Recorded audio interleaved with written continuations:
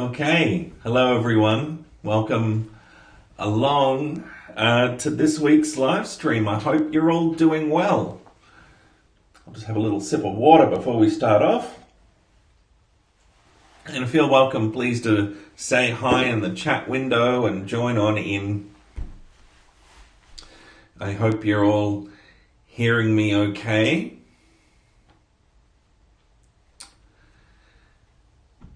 So, wow, isn't a lot happening at the moment? We're all getting up and running with practical classes, and lectures are kicking off with Meredith. Hi, Michael. Thanks for tuning in. There's a lot has been happening this week. I've been out across the in New South Wales this week. I've been in sort of working my way up New South Wales coast, went to Newcastle, went to a place called Taree, and have been interviewing people for research for our Turn to Speak survey, which is part of the National Stigma Report Card project that I'm running. Snowy Emu, very good to see you out there. Good morning indeed. Good morning, Rio. Hello there.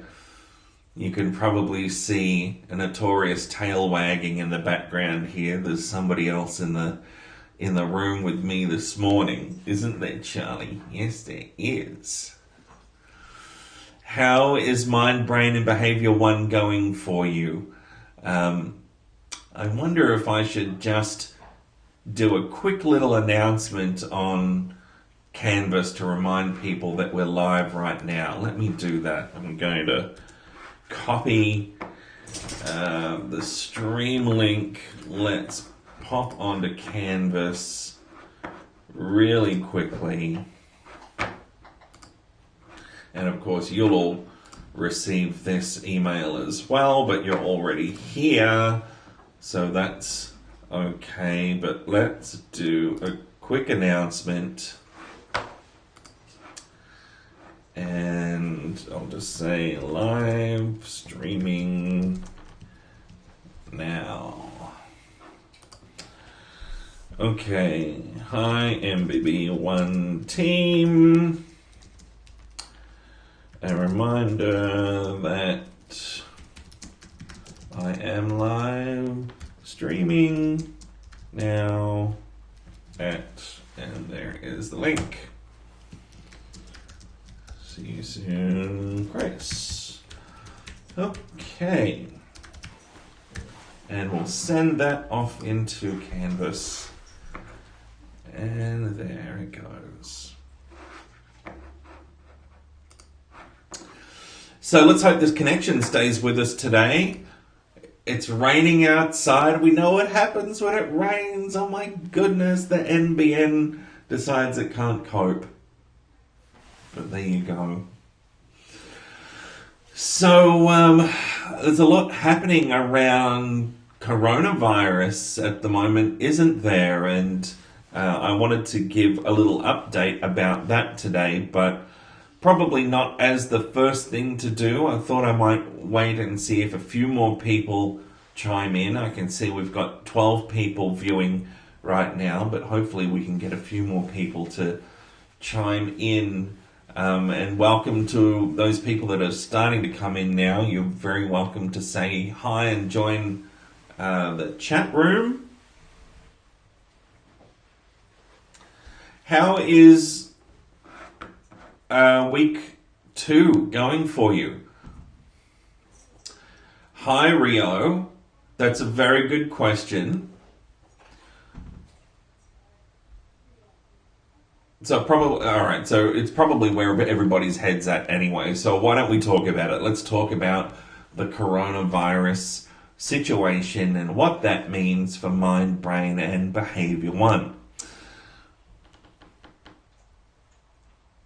I promised at the start of the semester that whatever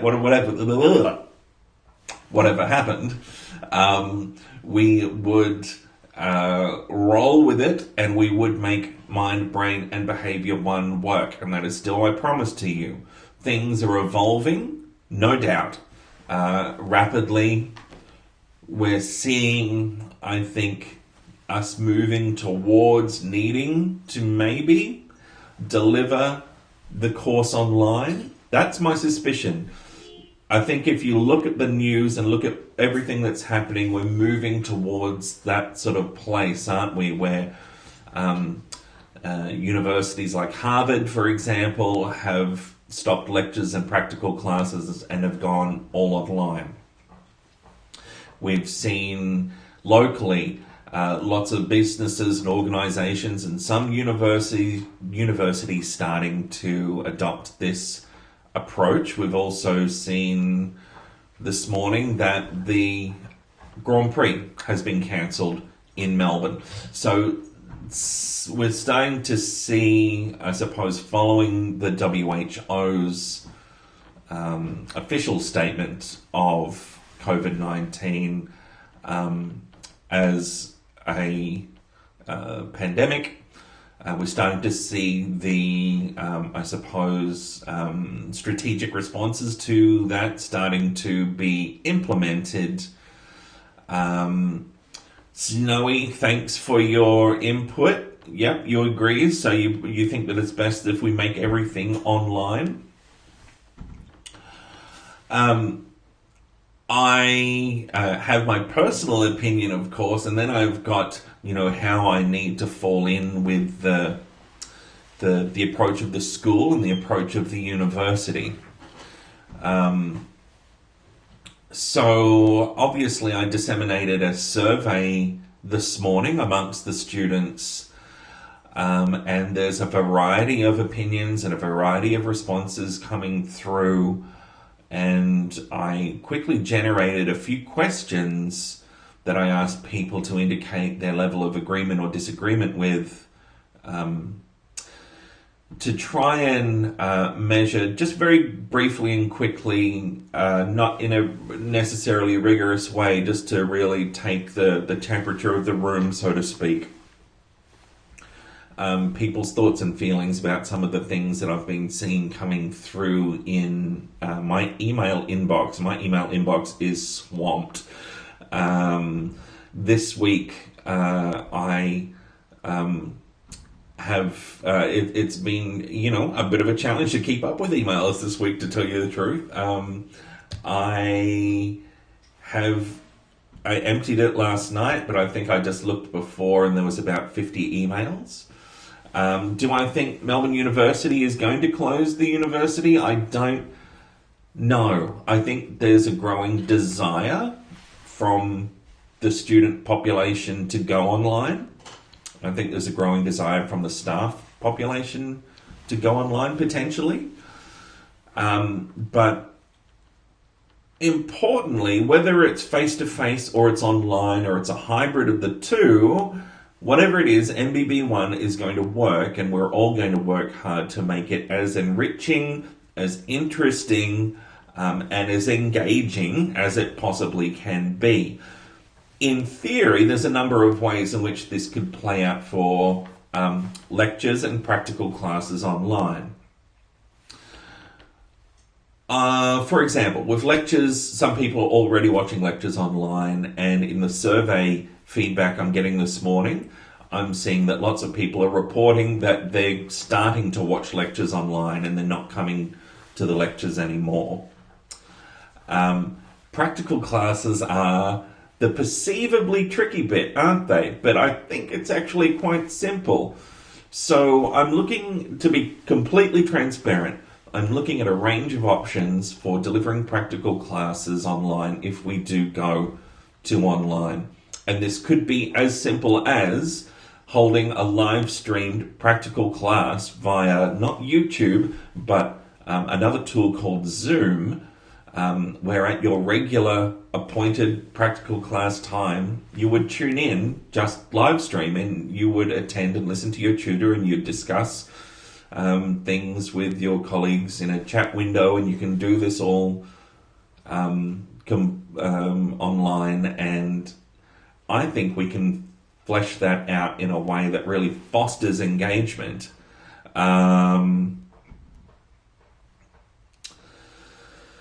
So, I know that some people would think about online as maybe a less desirable option than face to face. But I think we can make it just as good if we put our minds to it. And in some ways, I think we can even make it better. I think we can use online modes like we're using right now to communicate with each other to create more engagement and more of a sense of an intimate connection than would be possible face to face. I mean, let's even just consider what we're doing right now. You all are talking to me via the chat window, and I'm able to talk directly back to your questions, and I can see there's questions populating there, so I'm coming back. And I will come back to those. But so if we go, certainly, well, actually, let's test the survey. Let me pull up the findings of the survey as it's rolling out and see what people are saying. We can talk about that. So I did want to be capturing the thoughts and feelings of students. I know about what the university wants. I know what about, I've been speaking with staff. I know what they want. But it seemed to me that not many people had actually asked students in a systematic way about how they're feeling. So I put this survey out this morning. Thank you to everybody who's participated. Okay, fantastic. We've had 235 people participate already. That's great. 228 of those people, or 97%, are attending campus at the moment. 7 people, or 2.9% of that, 2.98% of that sample are not attending campus.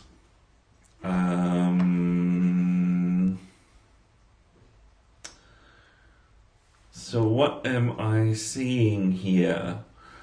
So firstly, around the around the possibility. So obviously, I gave a range of statements, right? And the first statement that I asked people to indicate their level of agreement or disagreement with on a 6-point Likert scale was the possibility of contracting COVID-19 on campus and concern around that. And, I can actually flick this camera around. Bear with me for a second. I'll turn around. You guys can see it too. All right, so you won't be able to see any individual data here. This is group data. Let me move the camera back a bit so that we're looking at this. I'll pull it back a little bit more. There we go. Sorry, it's going to be a little bit wobbly while I hold us to this. So what you can see there is that you're looking for the red bars. The red bars correspond to the first question. The first question was, again, I'm concerned about the possibility of contracting COVID-19 on campus. So you can see the red bars are higher in the agree section, showing that there is some concern around this. And if we scroll down a little, and we have a little look around here, we can see that out of the 6 points, so on the 6-point scale, the mean score is 4.59. So an average amount of concern being like 4.6 out of 6. So it's pretty interesting there. The next one was, I'm concerned about the possibility of contracting COVID while traveling to and from campus, and very comparable findings there. Sorry, I'm trying to sort this out. All right. Well, my tripod's going a bit funny. Hang on a minute.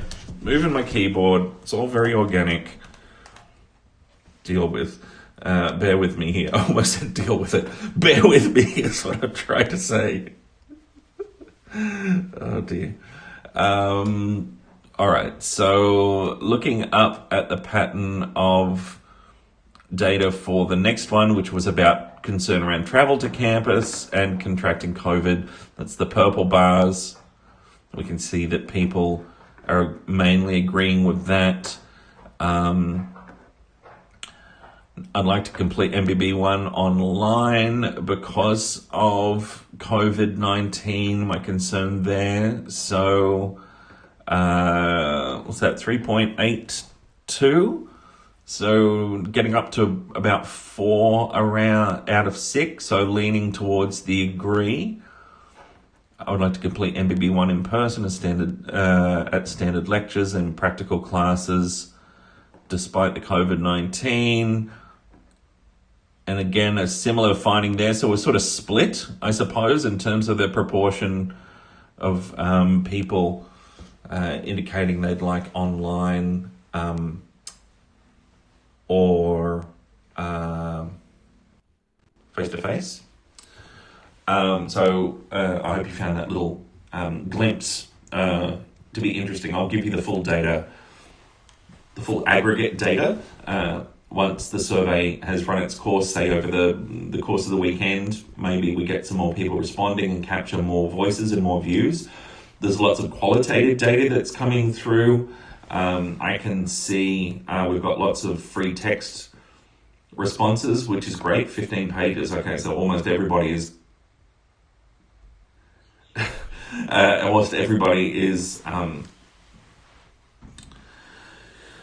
responding, and having a glance at that data, I can see some themes. So themes are around concern of contraction, concern for maybe not yourself because you're young and fit and strong, but concern of maybe passing it on to somebody else who maybe is not young and fit and strong. And other people saying that they're not concerned so much and that we're going to be okay. We just need to be looking after, our hygiene, washing our hands, etc., etc. And of course, we want to be doing all of those things, right? And maybe aren't advocating for the social distancing strategy that we see being implemented in some instances, and that would be the rationale for I'm trying to make this tripod straight. It's not straight, and that's annoying me. That would be the rationale for going to online. Of course, the social distancing theory that would help stem the tide of transmission. So, these are all your thoughts, and I thank you kindly for contributing your thoughts. I really do appreciate being able to hear what you're thinking. After all, that's what I'm here for. I'm here to help you guys. I'm here to facilitate your participation in what I still think is going to be the best subject you can do in first year, anything hands down at the university, regardless of COVID-19. COVID-19 is inconsequential in my view. Either way, mind-brain behavior 2 is going to be an enriching learning experience for you. And I think an engaging one. Whether we go online, whether we go partially online, or if it is going to roll out as normal. Going online is absolutely not a given. We may continue with face-to-face practical classes. Indeed, that is the plan for now. For now, we're continuing with face-to-face practical classes and face-to-face lectures, although you may want to watch those online. And that's how we're going to proceed for now until we hear otherwise. And I'm confident that is fine for now.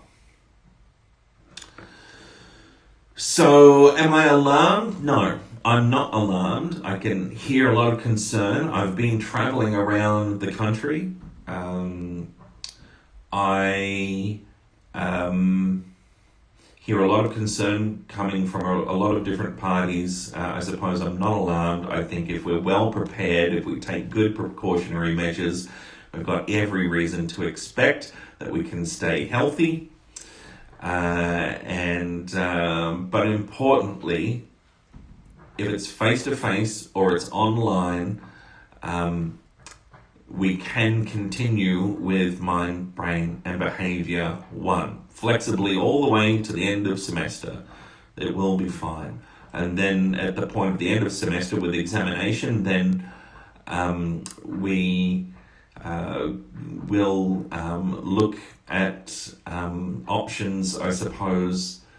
Then standard examination is likely to be a thing, but if that needs to be delayed for some students, then it could be delayed. There's lots of options. As you can imagine, there's lots of exploration and investigation going on behind the scenes. My hope is that you'll all stick with us and stick with your studies and stick with studying this really interesting subject, and we just continue on, and COVID-19 can come and go, but at the end of this semester you've all had a really enjoyable experience. So let me dive into the chat now and see what's happening. Okay, so Rio HZ, thank you for your question, Rio. How can you satisfy attendance hurdle through online classes?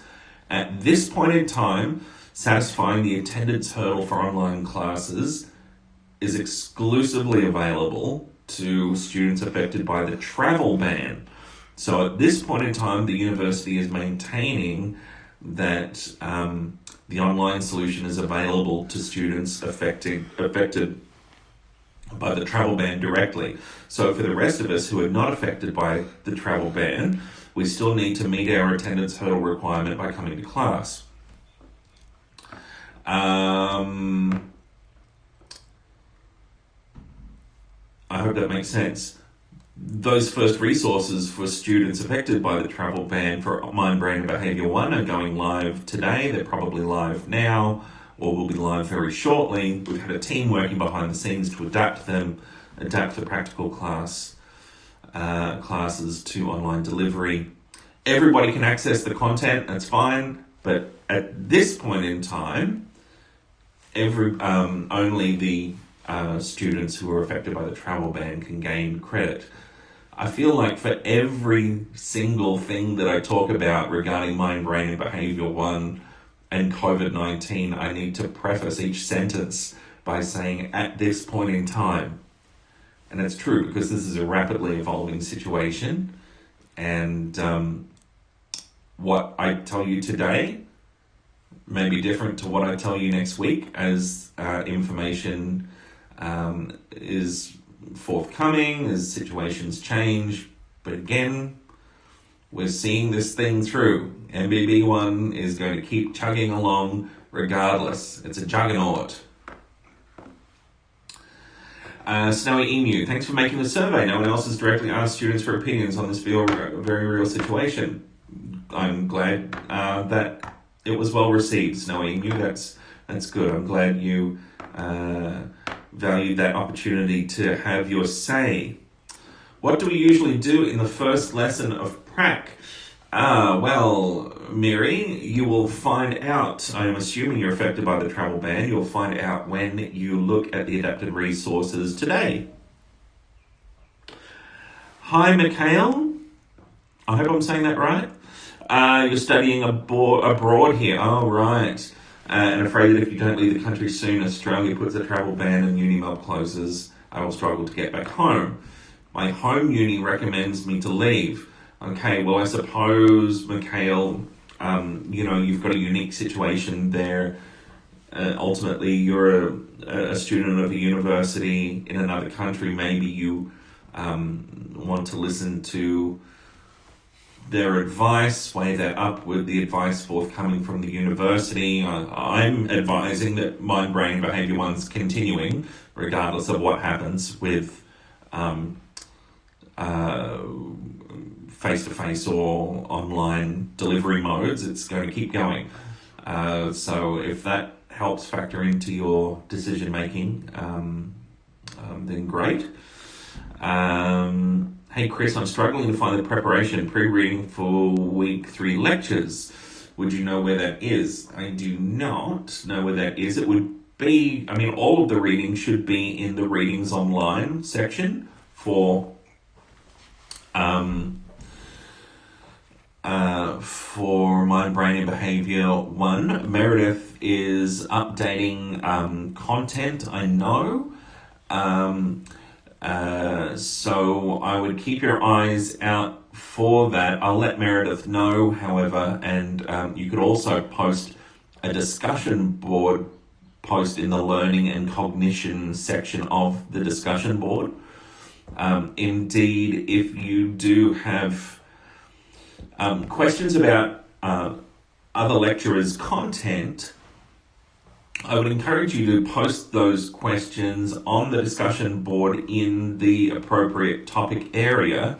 So at the moment, I think we've only got research methods and learning and cognition topic areas and things for prac classes and whatnot. Even though I'm the first year convener, so I'm lecturing for research methods and I'm coordinating the course, I try to stay away from answering the questions about content in other lecturers' topic areas. It's more their place to answer those questions, to guide you to where they want to guide you for their area of the subject. I hope that makes sense. So for questions about learning and cognition, best to direct them to Meredith. When will you get info about the first assignment? Flip, fly, tumble. I believe you already have information about the first assignment, do you not? Are you talking about the assessment integrity? The assessment literacy hurdle requirement. That will be coming out in an upcoming practical class. Of course, you've already got the topic for the actual assignment for the semester.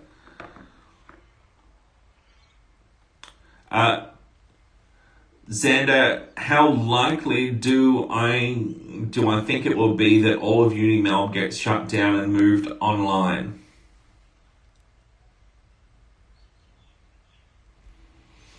That's a really good question.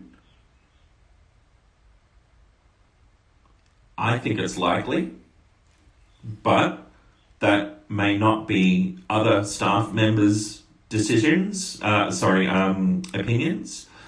It is not the message that's being delivered by the university at the moment, and I may be wrong, but that's my personal assessment of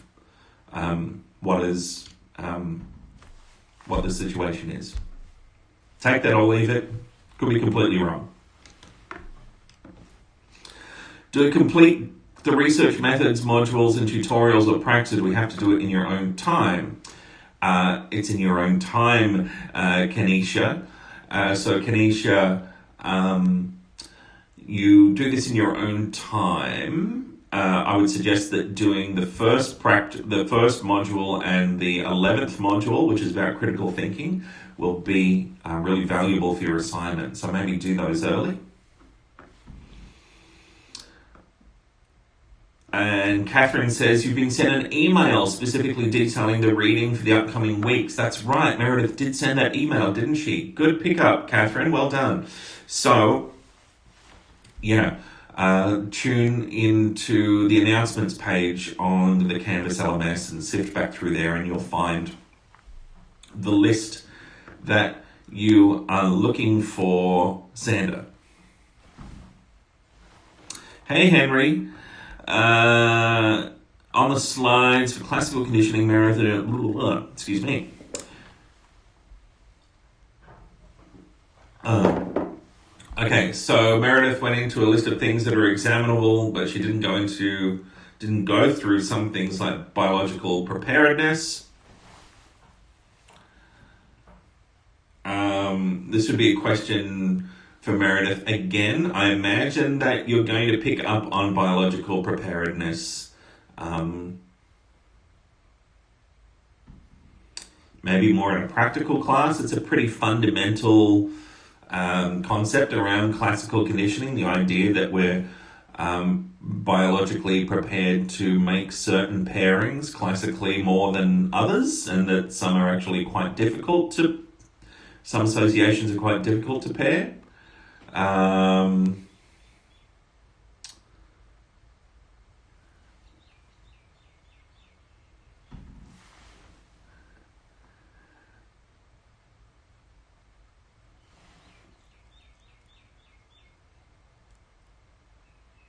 So I would imagine that's going to come up in a practical class. I know the next practical class is going to delve into classical conditioning more, so it might come up there. I think you're going to be talking about things like conditioned compensatory responses, which are again a classical conditioning phenomena. Hi Matthew. We mentioned space reading, but never actually tell students how to go about doing it effectively. What you should do is follow, talk about the history of space reading and the studies. I would suggest that's probably coming, Matthew. So we're only at the start, right? Week 2. That reading, the core reading for the assignment is out there, and Meredith's probably just starting to touch on this content, but you're only a little way in, so we haven't even hit the practical classes that are going to be dedicated to exploring this content yet. So rest assured, more exploration coming for sure.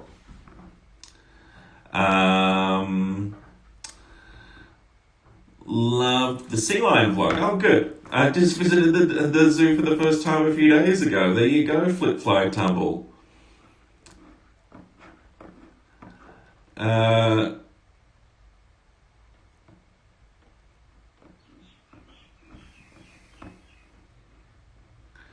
Anki. Oh, what's Anki? I haven't heard about Anki.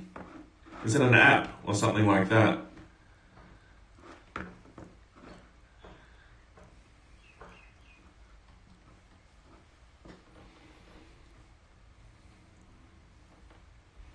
Charlie, you're sitting on my foot. I'm starting to get pins and needles. You've been sitting there so long.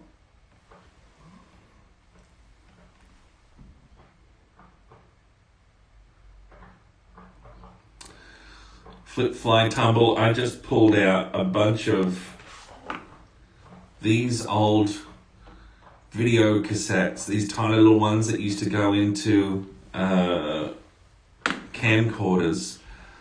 And there's lots of old classical and operant conditioning stuff on there. Too much for it, actually. It's a flashcard app. Okay. A flashcard app. Oh, right. Well, thank you very much for that information. Let me look it up here. Anki. Wonder if that's something we can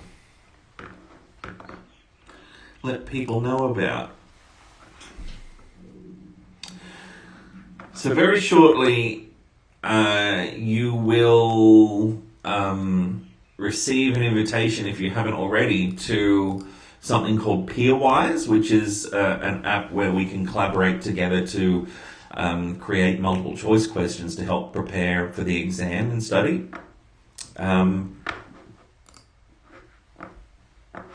But I like this idea of a flashcard app. It looks really interesting at a glance. And from what I'm reading there, Matthew, you're saying here that Anki seems to... Okay, so Anki is based on some evidence, it looks like. Okay, so that's great.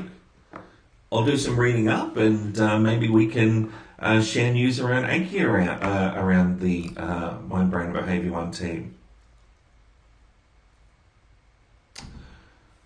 So, what other sorts of questions did we want to check in with me about while I'm here? Charlie, what are you doing? Can you get off my foot, please? Thank you, darling. Hey, Laura, welcome along. Charlie, do you want to come up here? Come on, come off my foot. Come and say hello to everyone. Yeah. Gonna say hello to everyone? No, you're a sleepy boy. You're a sleepy boy. Where are you going? You want to show me your red tyre? Have I got your red tyre? Is this your red tyre? You want to say hello to everyone? Come up here. Come on. Come up here. No? Oh, you're sleepy. What are you doing? Yeah, that's it. Wake on up. Hello. Come on up for a cuddle. That's it. Come on up for a cuddle. Ah! What are you doing?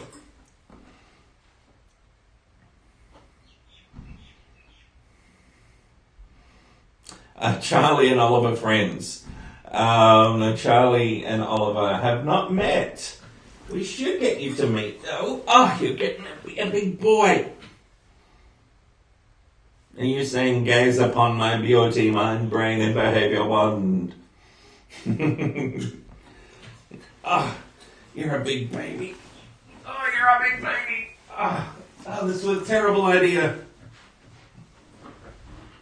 Terrible idea. What's everybody saying out there? Is that right? Oh dear.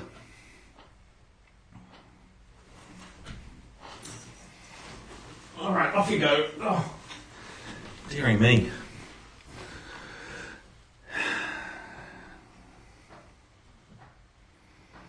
He sure has grown, Laura. He sure has grown. Do you want your tyre? Get your tyre. Yeah. Yeah, we certainly wouldn't want him making the same mistake at a lecture again, would we? He's quite a big boy now.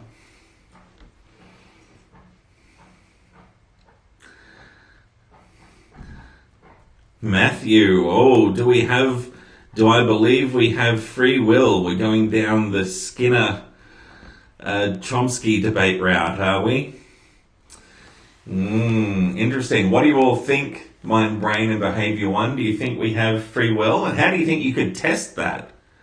That would be a really interesting question to test empirically. How do you think you might be able to test whether or not people have free will?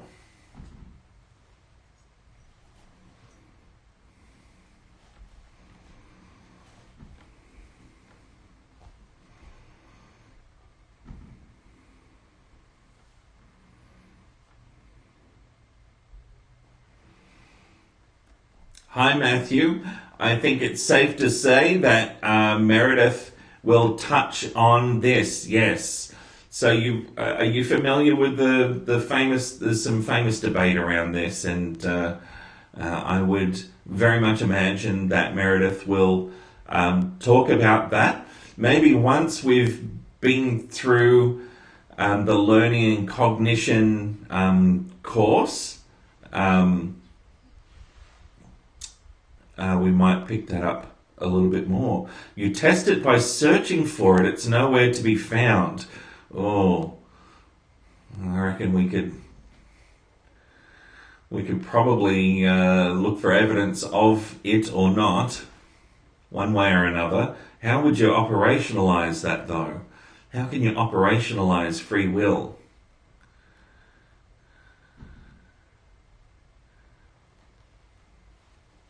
A cognitive scientist is probably the right person to be asking about this.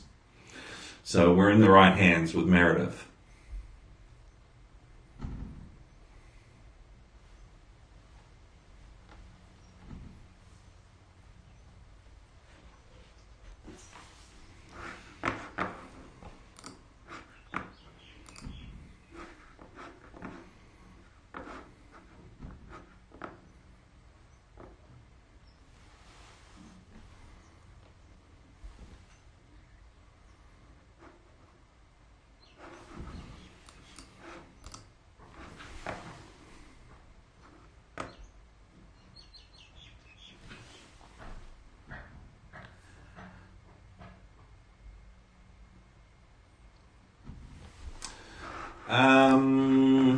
I've lost the stream. Oh no, are we gone? Are we still here?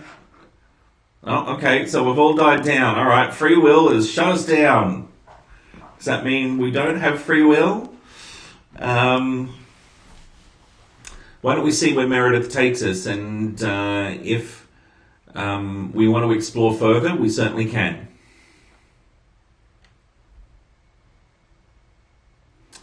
In the chapter, I'm not sure what chapter we're talking about, Matthew, but there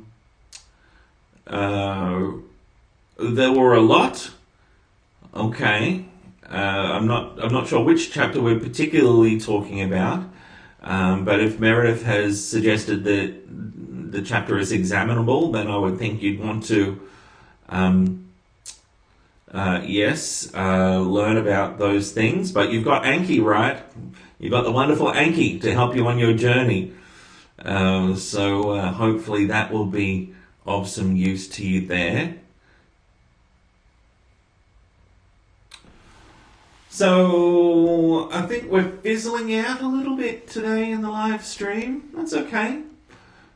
People are probably very interested in knowing what's going on with COVID-19 and whatnot.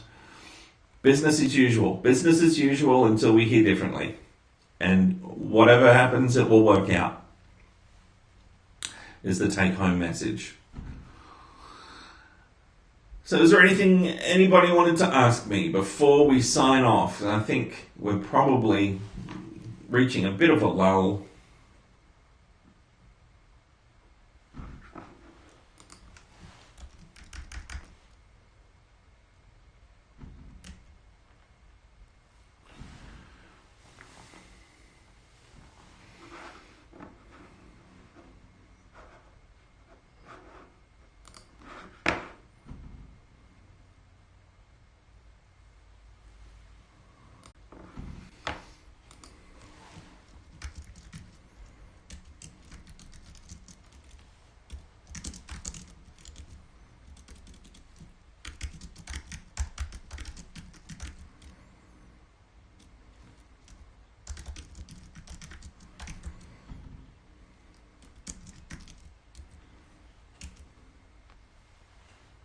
Oh, okay, we're back. Okay.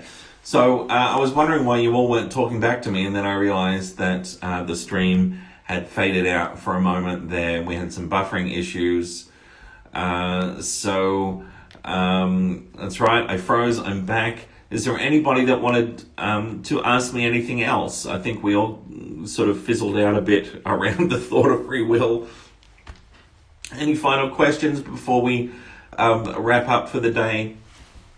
Again, I think everybody's pretty interested in COVID-19 and what the implications are for the course. The take-home message for you from this stream should be, don't worry, it's going to work out one way or another. The message is business as usual right now, and that's what we're going to proceed with until we're directed otherwise. But don't worry, it'll be fine. It will work out one way or another. Oh, Laura B has a question. Hi, Laura B. By all means, ask your question. Quaid? Hey, Quaid. Does schizophrenia behave similar to how dreams work, where they're figments of imagination struck together? Well, are dreams figments of imagination strung together? This is the question. Depends what aspect of schizophrenia you're talking about, I suppose.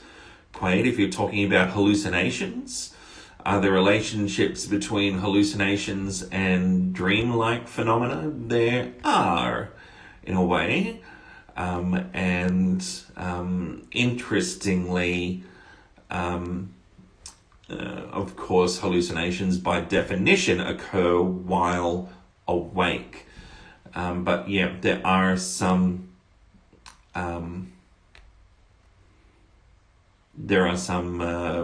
relationships there.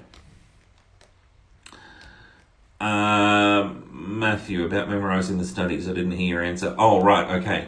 I'm not sure which chapter you're referring to. That would be ultimately a question for Meredith. She'd be able to clarify.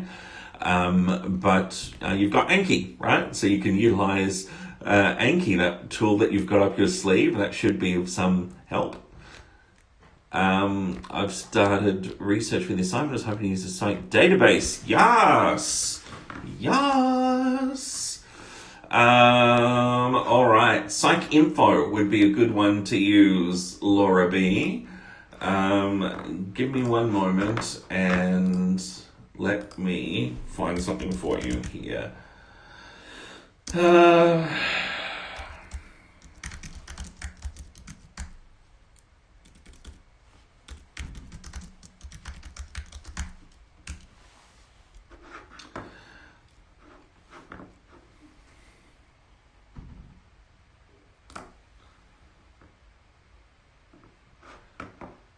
So you might not have known that different topic areas have got different sections of the library website. There's the general library website you can use, and I am going to produce a video for you all around how to search for literature really soon.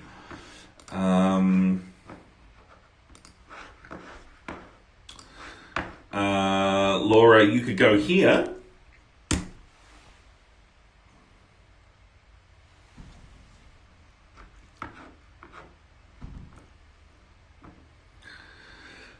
So if you went there, Laura, and you then went to databases, I would suggest starting with the top one, which is Psych Info. And I noticed that they've updated this page, actually, and there's now database tutorials. That's interesting. How to use Psych Info. Oh, okay, so they've already done a bit of the work that I was planning on doing for you in a video. Anyway, I'll talk to you about literature searching in a pre-recorded video really shortly, or maybe we do a live stream one when we do some literature searching together, and you can learn through that. But ultimately, we'll look at different strategies. We'll look at what is likely to happen with literature searching, for example, if you were to use Psych Info versus Google Scholar, and how what you searched for previously, maybe in Google Scholar, can bias what's going to come up in Google Scholar in the future, whereas something like Psych Info tends to be a little bit a lot less biased in the way in which results are generated. I'm a fan of the quick and easy Google Scholar little grab of some literature, and but if I'm going to work systematically, I will generally work with something like Psych Info and more, and we'll talk about that more in due course. But I hope that little guide is a helpful starting place for you. Does that help?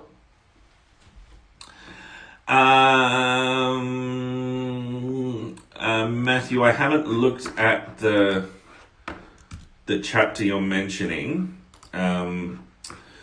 This would be a question for Meredith to get her to clarify, given it's her content. Precisely what does she want you to take from that? And if there are numerous studies, do you need to remember them all? I haven't seen the reading, so I'm not sure. That's a question for Mary.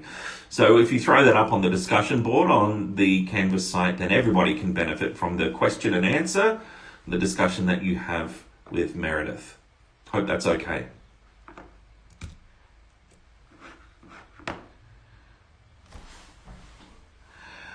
Hi, Michael. Don't be sorry. That's a very good question. You're more than welcome to ask where reception is. It is on the 12th floor of the Redmond Barry building.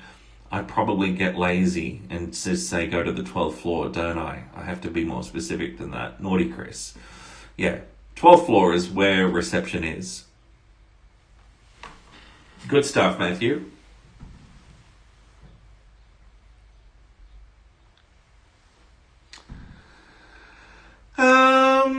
Okay, well, and speaking of pre-recorded videos, I mentioned in the last week's live stream that I would take you on my travels over the coming weeks as I was doing research in the field, so you could see what it's like to actually be a research academic working around research in severe mental illness. And I've already done the first bit of this pre-recorded video, which was recorded at, 3 or 4 a.m. one day this week when I was catching up all night on emails and work after having spent the day in the field with research.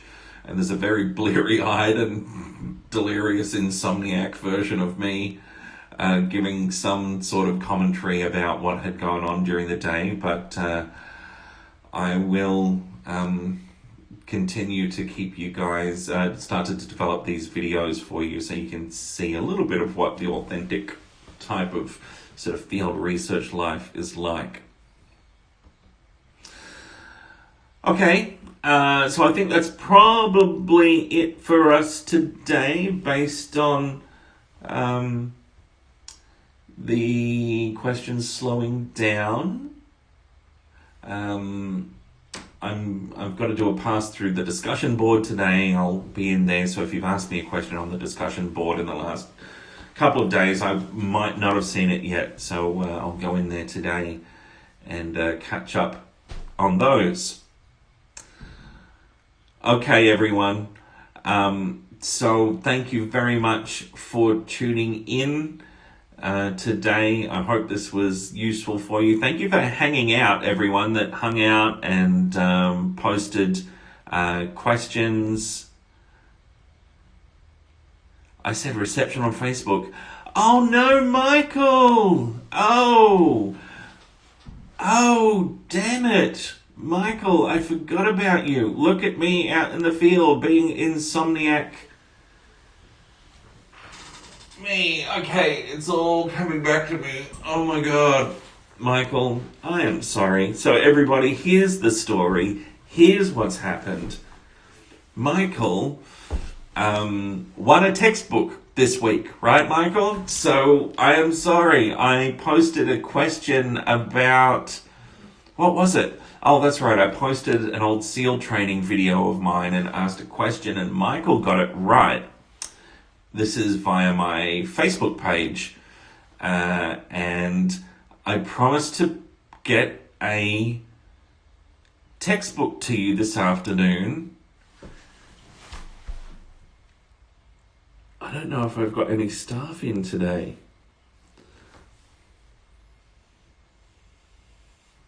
Michael, I've forgotten. I don't think I can get the textbook to you today. I promise you I'm not stooging you. I will get you the textbook. I'm in the office next on Tuesday, and I will personally take the textbook to the 12th floor. Sorry, Michael.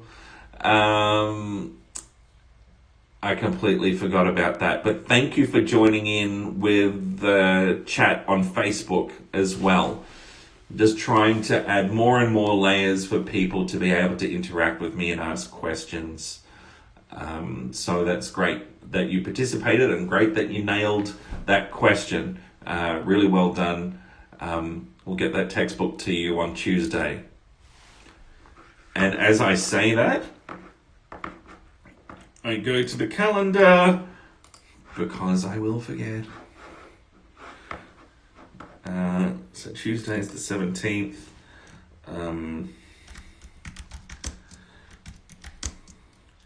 Textbook to 12th floor of the Redmond building for Michael. Hope that's okay, Michael. Thanks for that. Thanks for the prompt. I completely would have forgotten. Thanks, Snowy. Thanks for tuning in. Thanks, Matthew. Thanks, everyone. Okay, you guys take care. Have a lovely weekend. And I will talk to you again very soon. If you do want to grab my attention over the weekend, go and jump on my Facebook page and say hey. All right, I'll talk to you all soon. Bye now.